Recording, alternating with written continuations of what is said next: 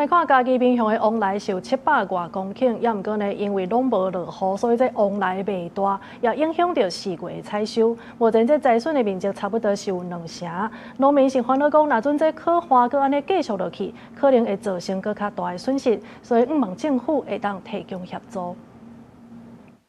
原本应该爱大粒的往来，煞出现生长不良的状况。4月开始是嘉义县民雄往来开始采收的时间，不过往来田内底煞出现一寡袂大的往来。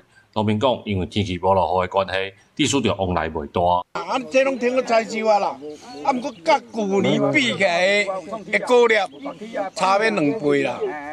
收入看一粒用过一粒收起来偌济，即马一粒个位数啦，几块银仔啊！这大家百姓嘛无爱。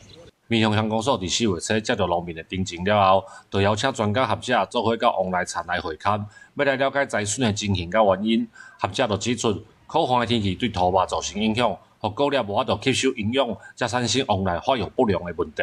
超有9个月时间，拢是干旱，拢无雨水，所以造成伊迄个土拢顶壳壳，那石头咧，所以它吸收不到那个养分，所以造成讲它伊的成长变做较细安尼。农民指出，去年收成的往来一粒大约有3斤重，今年大部分拢无到2斤。若是继续无雨水，受影响的往来可能会愈来愈多。乡公所表示，会整理乡内的灾情，向相关单位来反映，希望协助农民争取灾害救助甲相关的补助资源。记者林慧婷，嘉义报道。